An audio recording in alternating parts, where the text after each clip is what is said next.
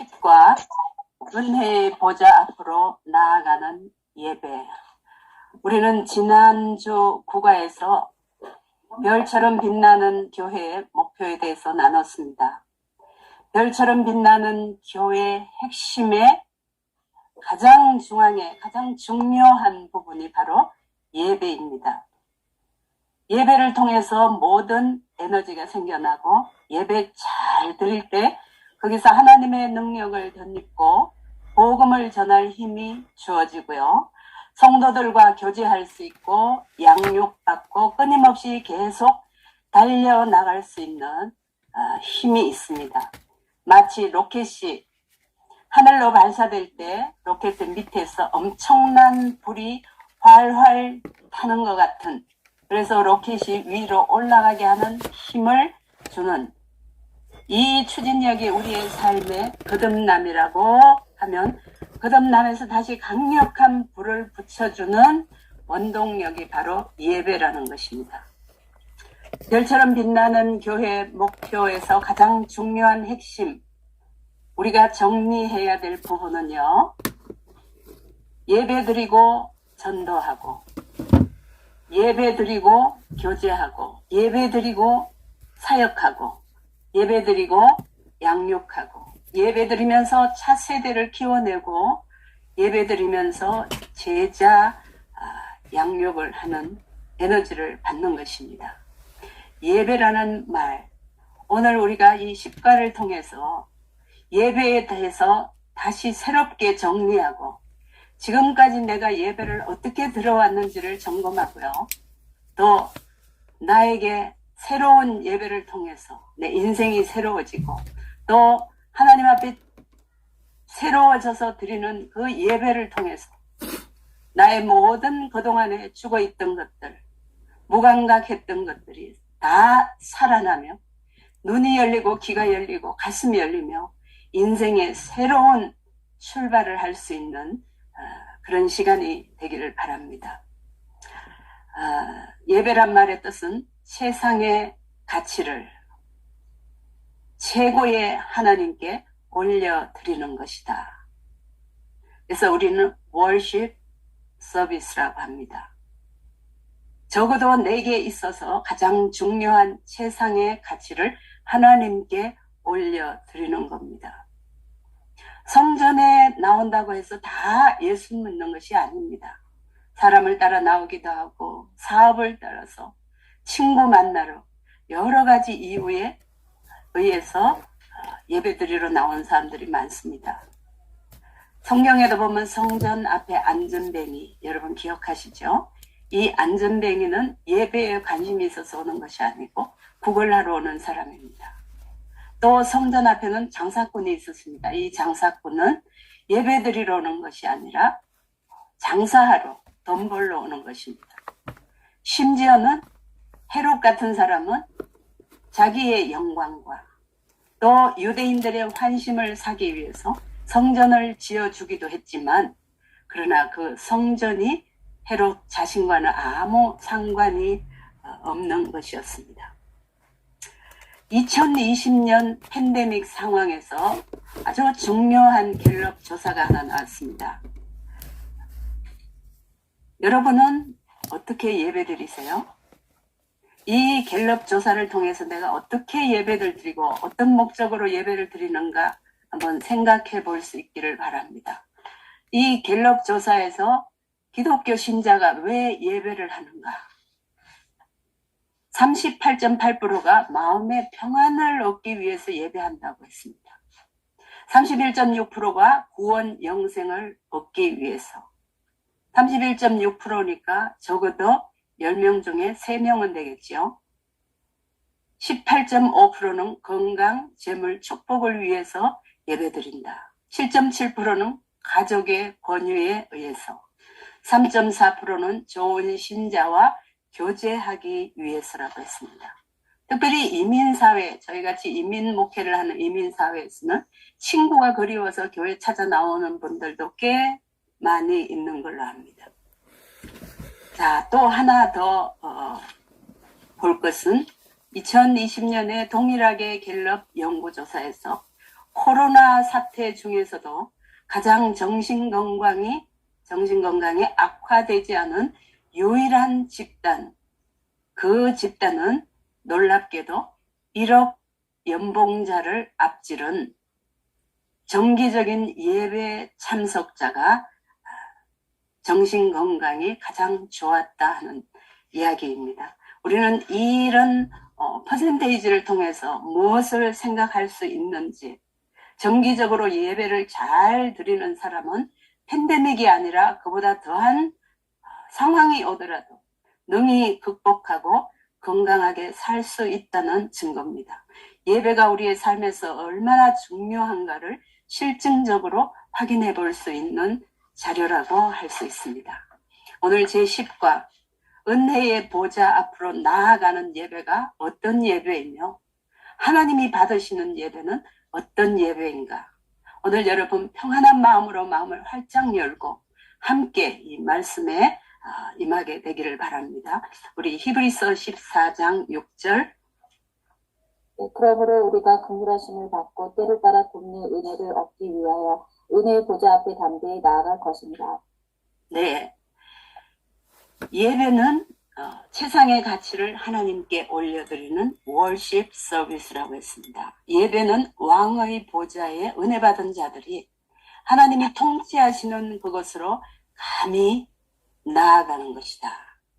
만왕의 왕 하나님의 보좌 앞으로 나아가 예우를 드리고 그분에게 합당한 영광을 드리고 또 아련하는 특권 중에 특권이라는 것을 우리는 오늘 저녁에 함께 말씀을 나누면서 이것을 이해하게 될 것입니다.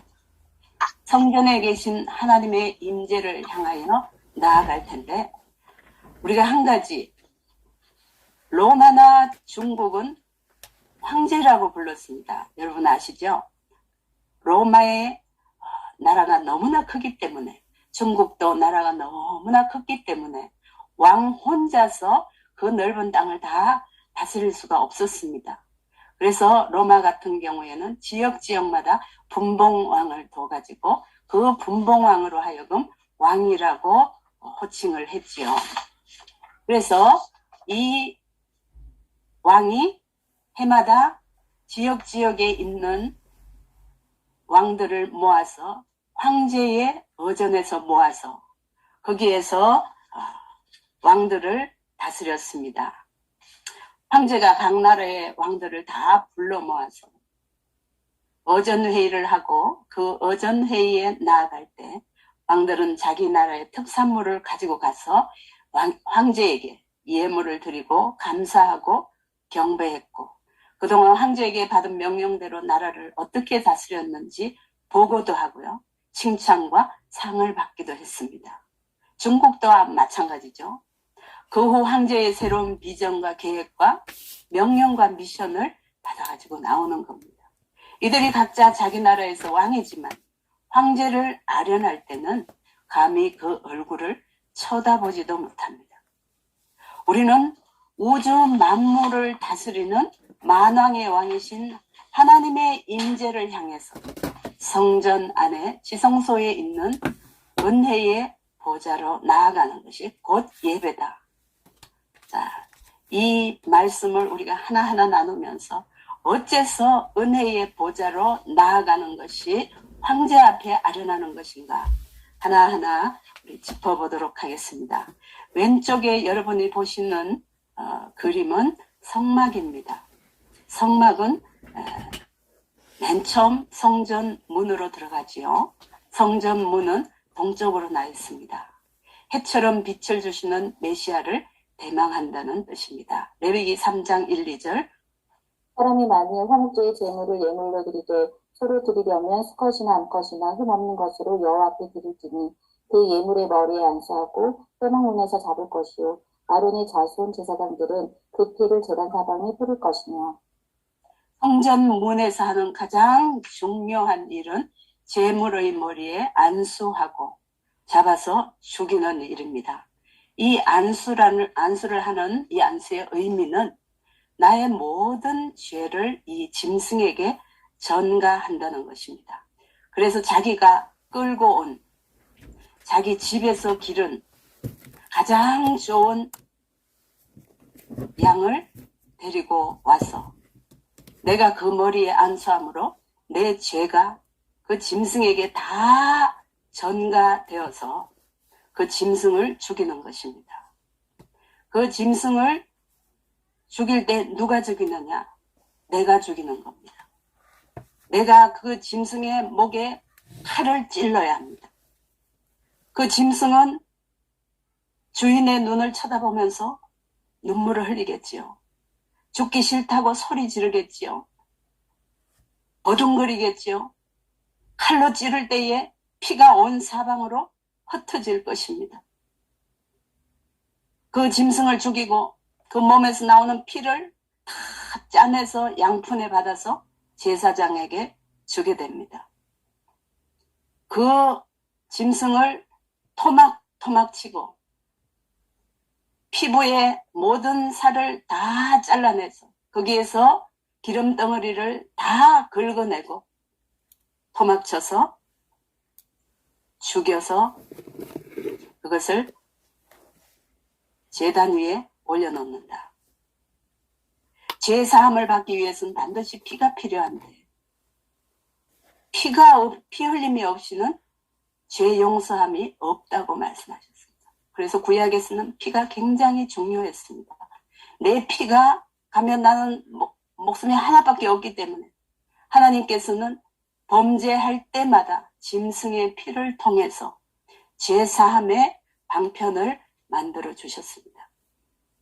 이렇게 내가 내 죄의 결과로 내가 이렇게 죽어야 함에도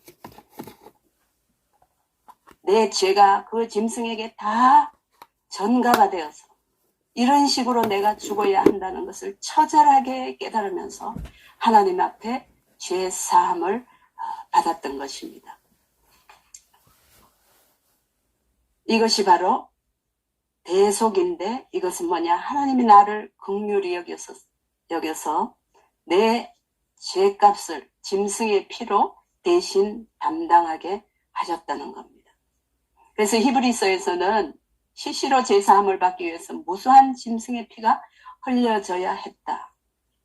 항상 짐승의 피. 그래서 성전문에서는 날마다 죽기 싫어하는 짐승의 그 절규하는 소리와 피 튀는 그 처절함이 성전문에 가득 찼습니다. 안 죽으려고 꽥꽥 소리 지르는 그 짐승과 반드시 죽여야 하는 그 주인의 눈이 마주칠 때에 얼마나 슬픈 현실인지 모릅니다. 그럼에도 불구하고 하나님은 내 죄를 사해 주시기 위해서 구약에 이렇게 하라고 율법으로 정해 주셨습니다. 성전문에서는 이런 일을 합니다. 이게 신약에서는 예수님을 내 구세주와 주인과 왕으로 영접하는 것입니다. 안수한다는 것은 내 죄가 예수님에게 다 전가되었다는 거죠. 이젠 내가 예수님을 영접함으로 예수의 보혈 때문에 죄 사함을 받고 그 은혜로 담대히 보좌를 향해 나아가는 것입니다. 그러므로 예배 드리러 올 때 죄를 회개하고 십자가의 보혈을 의지하고 예배를 시작해야 한다는 것입니다. 구약의 제사라는 말이 신약의 예배라는 것을 의미하는 겁니다.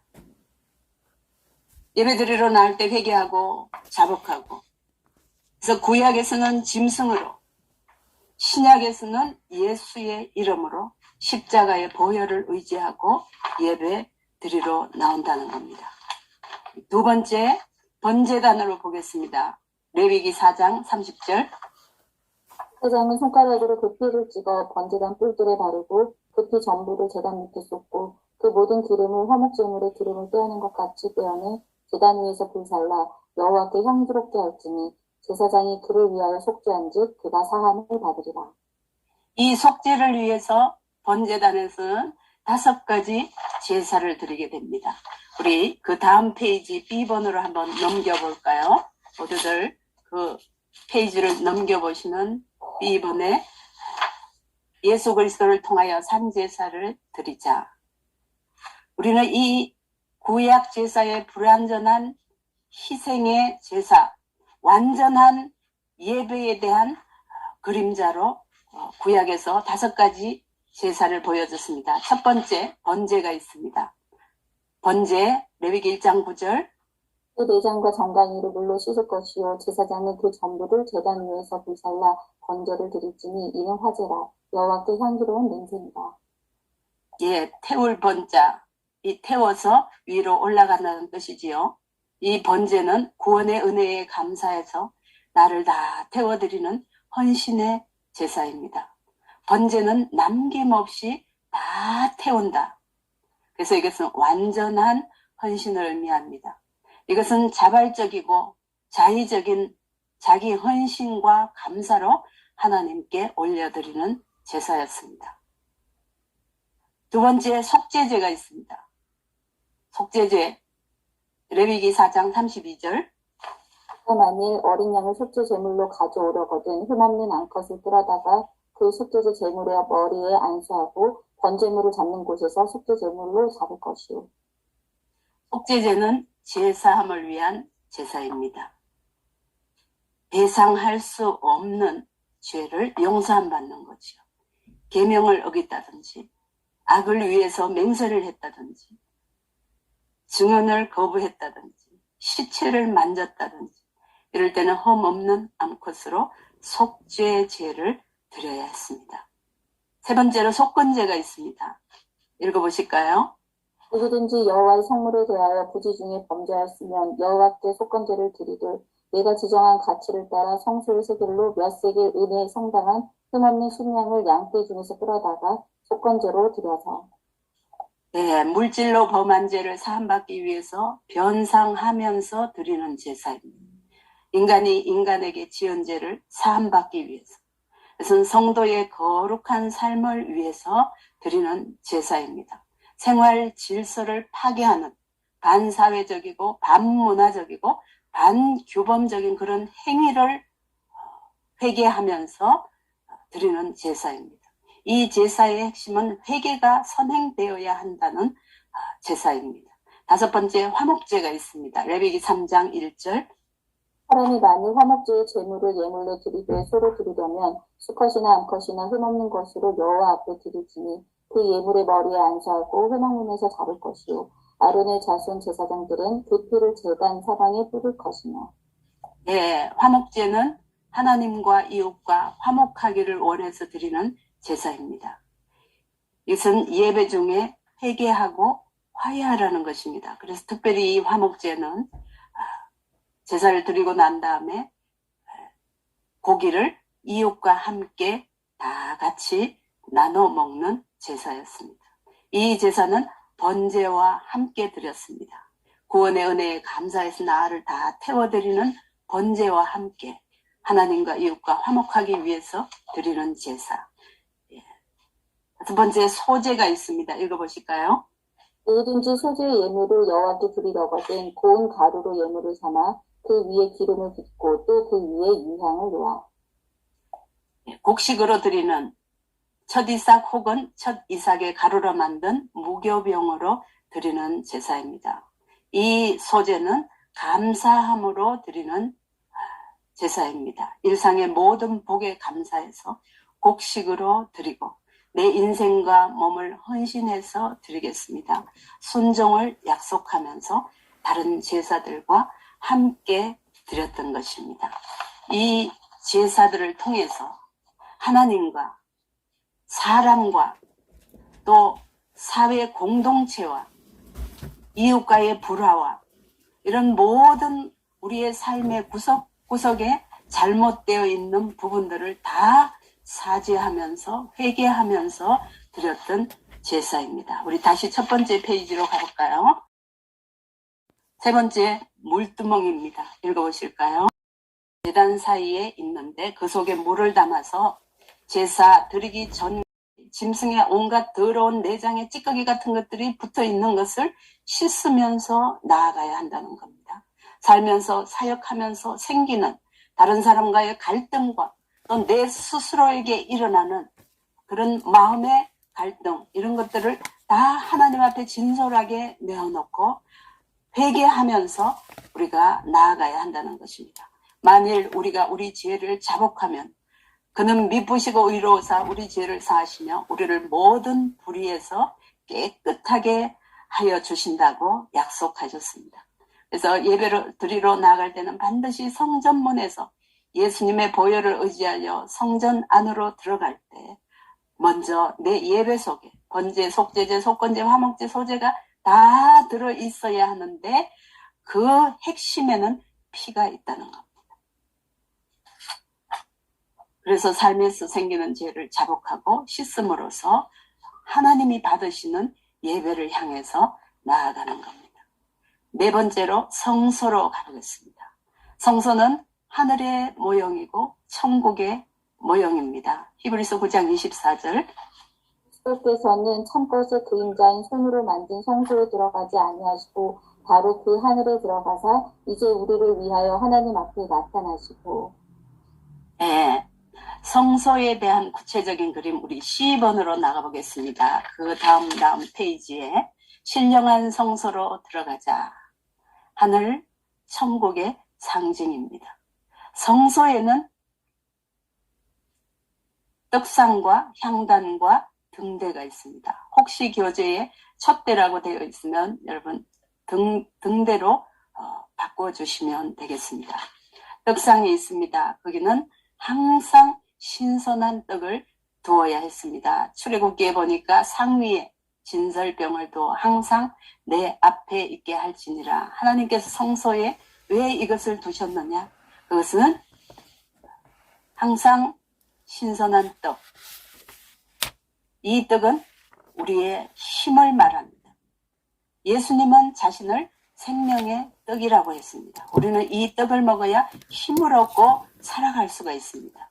이 생명의 떡, 생명의 말씀, 예수님의 말씀을 받아서 영적인 기쁨과 능력을 누리면서 살으라는 것입니다.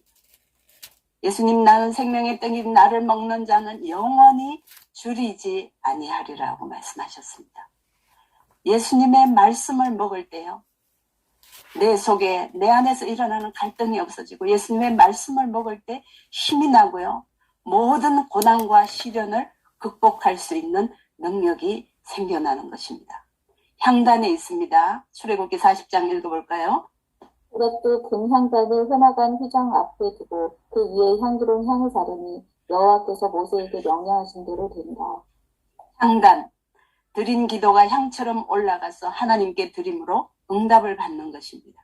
이 드린 기도는 어떤 이름으로 예수님의 이름으로 드린 기도가 향처럼 하나님께 올라가서 하나님이 흠양하시는 기도의 향이라는 거죠. 또 등대가 있습니다. 거기에는 읽어볼까요? 너는 순금으로 등잔대를 쳐 만들되 그 밑판과 줄기와 잔과 꽃받침과 꽃을 한 더미로 연결하고. 네. 예수님은 자신을 세상의 빛이라고 했습니다.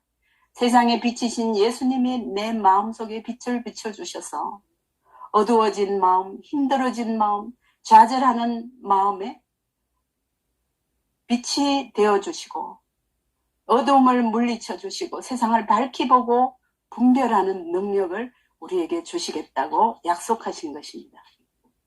그래서 다윗도 주의 말씀은 내 발의 등이요 내 길의 빛이니이다. 그래서 이 등대를 통해서 어두움을 밝혀주고 내 앞길을 인도해주는 지혜와 능력을 얻게 됩니다. 오늘날 우리들이 하나님 앞에 예배 드릴 때에 우리는 사람을 바라보고 목사님 바라보고 목사님의 예화가 오늘 좋네, 오늘 예배가 이렇게 좋네 하는 그런 예배가 아니라 정말 내 마음과 정성을 다해서 생명의 떡이신 말씀을 받고 예수님의 이름으로 올라가는 하나님이 흠양하시는 기도를 드릴 수 있습니다. 성소에는 이렇게 떡상과 향단과 등대를 통해서 천국의 기쁨과 신령한 능력 그리고 빛을 경험하게 한다는 겁니다. 우리 다시 앞으로 돌아가겠습니다. 앞으로 들어가서 성소 다음에 성소 휘장으로 나아가게 됩니다. 읽어보실까요? 성소의 휘장이 한가운데가 찢어지더라. 네. 성소는 하늘의 모형이고 천국의 모형인 향단과 득상 등대가 있는 성소를 또 그리고 지성소를 구분하는 성소 휘장입니다. 자, 이 성소 휘장은 우리가 그렇게 얘기하는 그냥 얇은 커튼이 아닙니다. 이 성소의 휘장은 넓이가 11.2m예요. 여러분 어느 정도인가 상상하시면서 길이는 22.3m, 두께는 9.34cm, 거의 두께가 10cm에 달합니다. 말 4마리가 사방에서 묶어서 사방으로 달려도 찢어지지 않는 24개의 실을 꼬아서 만든 줄 72개로 짜서 만든 커다란 카페트입니다. 이 성소의 휘장을 펴기 위해서 물에 적셔서 올려 세우는데 아주 기운이 좋은 장정 300명이 들어 올리기도 버거운 휘장입니다. 이 휘장이 왜 이렇게 두꺼워야 하는가? 왜 이렇게 질겨야 하는가? 그것은 하나님과 나 사이가 철저하게 그만큼 질기고 무엇으로도 해결할 수 없는 죄 문제로 하나님과 원수된 우리의 사이라는 것을 성소의 휘장이 보여주고 있습니다. 이 성소의 휘장이 예수님이 십자가에 달리셔서 다 이루었다. 테텔레스타이라고 값을 치루었다. 계산 끝났다 하고 운명하실 때에 땅이 흔들리고 무덤들이 열리며 성소의 휘장이 위에서부터 아래로 찢어졌더라. 이 두껍고 질기고 무엇으로도 자를 수 없는 이 휘장을 하나님께서 직접 찢어주셨다는 겁니다. 예수님의 그 선언은 하나님이 나는 너와 이제는 더 이상 원수 관계가 아니라는 것을 선언해 주시는 하나님의 자기 선언이라고 할 수 있습니다. 예배를 통해서 원수되었던 하나님과의 관계가 회복되고 하나님의 오리지널 디자인이 회복되는 살아있는 예배, 능력 있는 예배로 나아가야 할 것입니다. 성소의 휘장을 넘어서 우리는 6번째로 지성소로 들어가게 됩니다.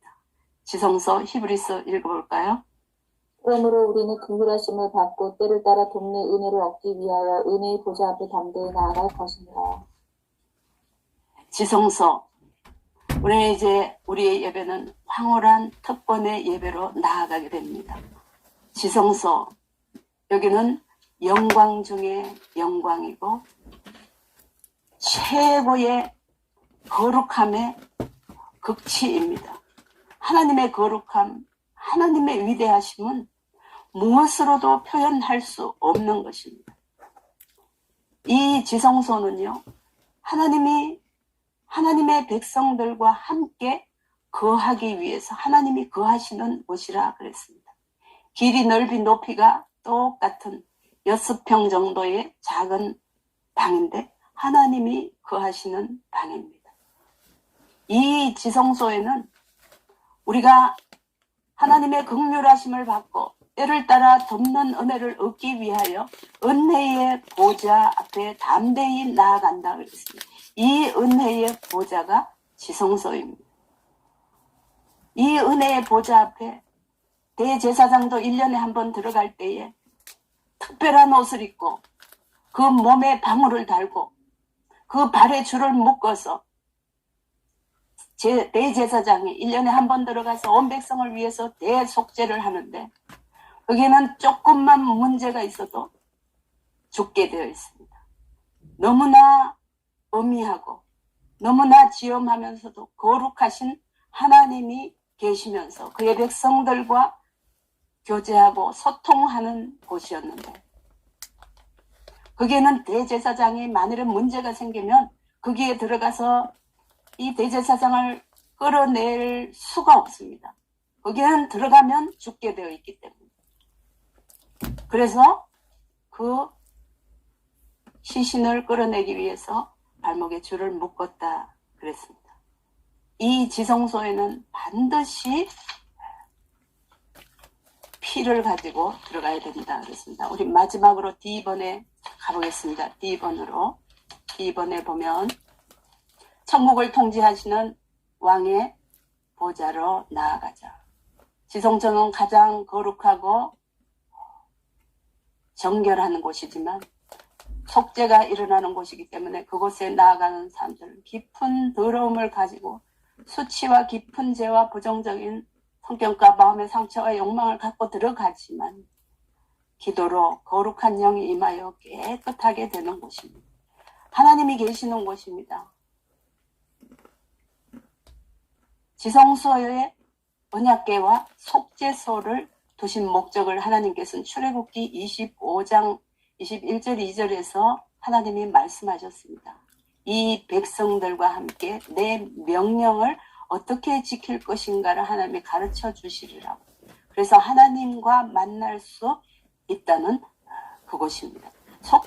이 지성소에는 법궤가 있습니다. 이 법궤 안에는 십계명의 두 돌판과 만나가던 금항아리와 아론의 상난 지팡이가 있었고요.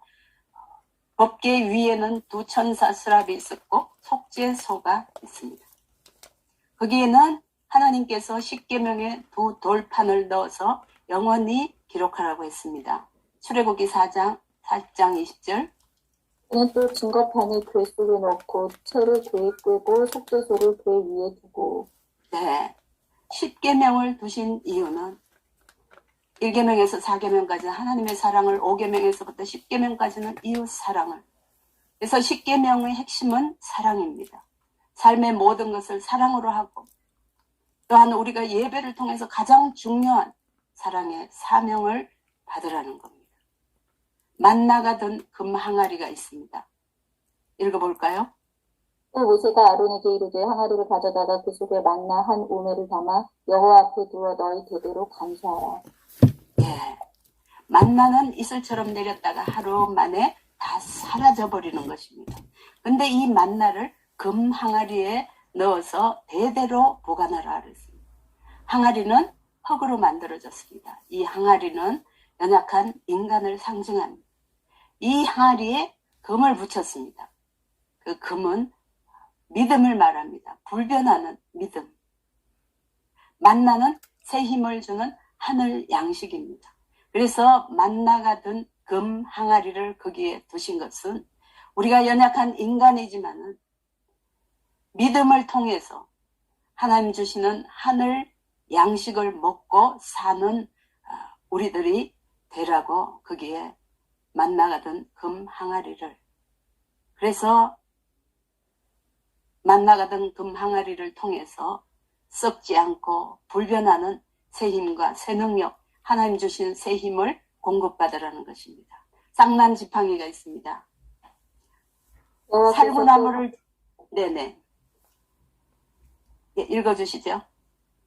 여호와께서 또 모세에게 이르시되 아론의 지팡이는 증거궤 앞으로 도로 가져다가 거기 간직하여 반역한 자에 대한 표징이 되게 하여 그들로 내게 대한 원망을 그치고 죽지 않게 할지니라. 살구나무를 잘라서 만든 이 쌍난 지팡이, 이미 죽은 나무에서 싹이 나듯 죽음을 이기고 부활 생명으로 사는 영원한 생명으로 나를 다스려 주신다는 겁니다. 이 쌍난 지팡이의 배경은 민수기 16장에서 18장을 읽어보시면 고라 자손의 반역으로 인해서 하나님 앞에 불순종함으로써 이 자손들이 전멸되는, 그래서 하나님 앞에 불순종하면서 살 때 어떻게 되는가를 보여주는 겁니다.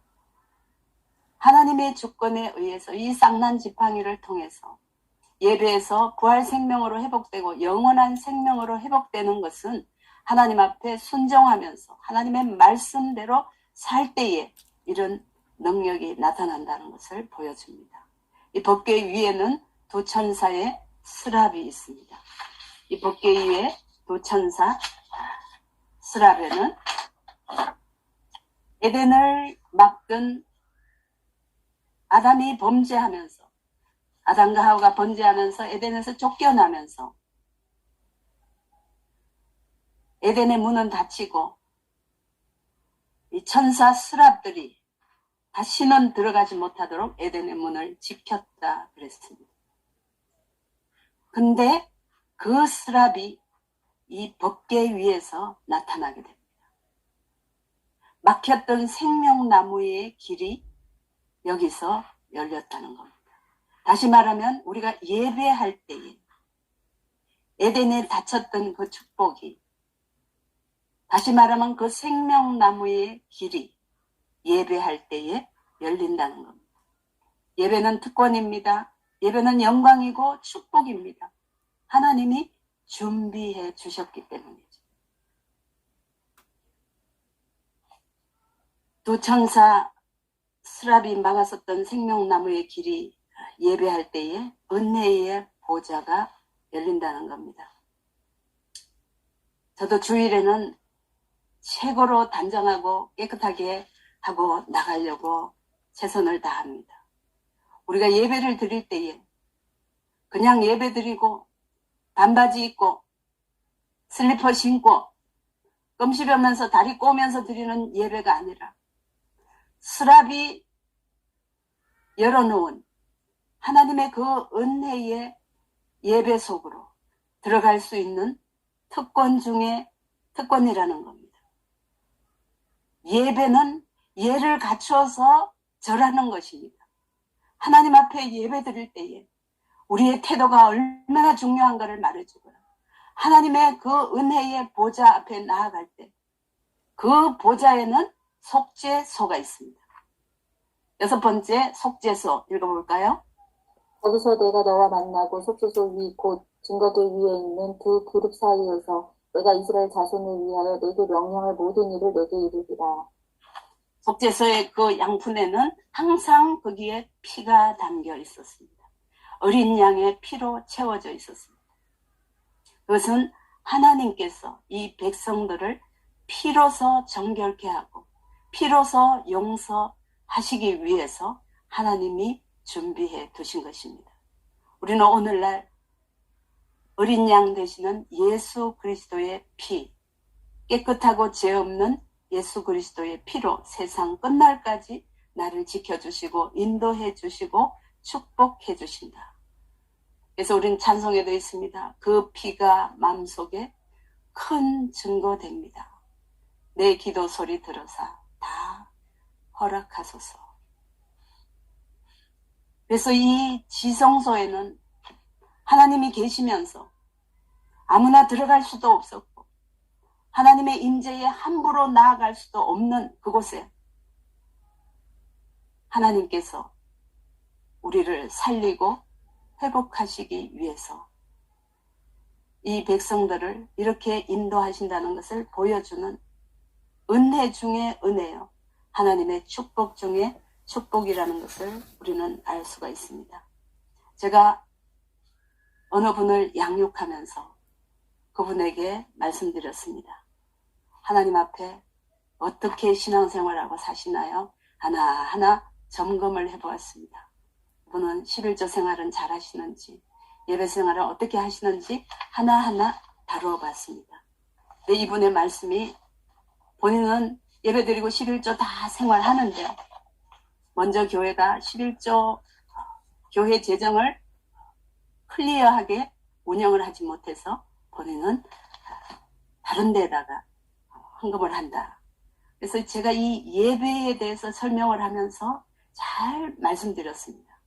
당장에 그분은 자기의 11조 생활도 회복하고 또 자기의 예배 생활도 회복하고 이 십가를 통해서 하나님 얼마나 은혜를 많이 주셨는지요. 우리가 마지막으로 맨 앞으로 다시 돌아가서 구름기둥과 불기둥으로 우리의 예배를 인도해 주신다는 겁니다. 구름기둥은 하나님께서 모세와 말씀하실 때 구름 속에서 말씀하셨다. 말씀으로 우리를 인도하고 보호하시는 하나님 임재의 상징이 구름 기둥입니다. 예배를 잘 드림으로써 하나님의 말씀을 통해서 우리들을 인도해 주시는 인도가 나타나는 겁니다. 지치지 않고 시원하게 길을 잃지 않고 방향을 헤매지 않고 잘 갈 수 있도록 우리를 인도해 주신다는 겁니다. 말씀의 구름 기둥으로 인도해 주시고 보호해 주신다. 또 하나는 불 기둥으로 신약의 성령의 임재를 상징하는 불같은 성령이 마음과 인생길을 인도해 주신다는 겁니다. 말씀과 성령으로 나를 다스려 주시는 신령과 진정의 예배.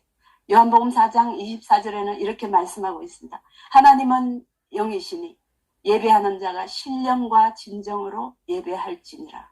신령과 진정을 다른 말로 하면 성령과 진리로 예배하라는 겁니다. 하나님 주시는 말씀과 성령의 불같은 은혜와 능력으로 우리는 하나님이 열어놓으신 은혜의 보좌, 그 질기고 질긴 휘장을 하나님이 직접 찢으시고 예수 그리스도의 그 보혈로 우리는 휘장을 찢고 성소와 성소를 지나서 지성소로 담대히 들어가서 하나님 앞에 예배하는 겁니다. 때를 따라 돕는 은혜를 얻기 위해서. 그래서 우리의 예배는 그냥 우리 조상 대대로 내려오는 그런 습관적인 11시 예배, 11시 반 예배 이런 예배가 아니고요. 예수 그리스도의 보혈을 의지해서 담대하게 지성소에 나아가서 하나님이 열어놓으신 은혜의 자리로 나아가는 것입니다. 오늘 우리 모두에게 이런 구름기둥과 불기둥으로 인도해 주시는 하나님의 은혜를 받으면서 우리 식가를 통해서 우리 모두에게 예배가 다시 회복되고 여러분의 예배에서 죽었던 모든 것이 살아나고 우리의 예배를 통해서 눈이 열리고 귀가 열리고 가슴이 열리는 그런 새로운 은혜가 우리 모두에게 넘치기를 바랍니다. 감사합니다. 네, 감사합니다. 이 시간에는 임만의 집사님, 우리